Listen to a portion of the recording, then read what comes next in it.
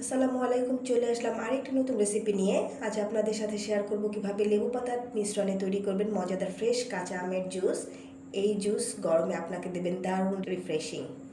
এতে যা যা লাগবে: একটি বড় সাইজের কাঁচা আম, 1 টেবিল চামচ পরিমাণ বিট লবণ, 1 কাপ চিনি, 2টি লেবু পাতা এবং তিন গ্লাস পরিমাণ পানি।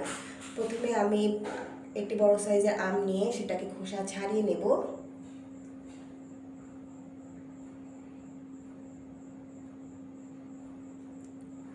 খোসা ছাড়ানো হয়ে গেলে এটাকে আমি ভালো করে পানিতে ধুয়ে নিচ্ছি। ধোয়ার পরে ছোট ছোট টুকরা করে নেব, এতে ব্লেন্ড করতে সুবিধা হবে। দেখুন আমি টুকরো করে নিচ্ছি, আপনারা এইভাবে সাইজ করে টুকরো করে নিতে পারেন। কাটা হয়ে যাওয়ার পরে আমি এই টুকরোগুলোকে ব্লেন্ডারে দিয়ে দিচ্ছি। এবার 2 গ্লাস পরিমাণ ঠান্ডা পানি আমি এতে অ্যাড করব। পরবর্তীতে আরও 1 গ্লাস অ্যাড করে নিব ব্লেন্ড হয়ে যাওয়ার পরে। সাথে অ্যাড করছি 1 টেবিল চামচ বিট লবণ, 1 কাপ চিনি। চিনির পরিমাণ আপনারা চাইলে আরও বেশি দিতে পারেন যদি আমটা বেশি টক হয়ে থাকে। সাথে দিচ্ছি একটি লেবু পাতা, একাধিক লেবু পাতাও দিতে পারেন। আমি এখানে একটি ব্যবহার করছি। একাধিক লেবু পাতা ব্যবহার করলে দেখা যাচ্ছে স্মেলটা আরও বাড়বে।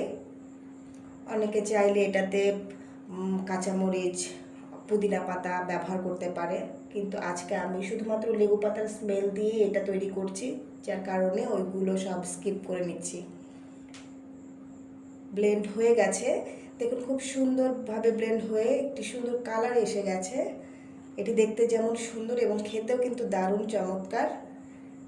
একটি লেবু পাতা দিয়েই আমি এটাকে প্রেজেন্ট করছি।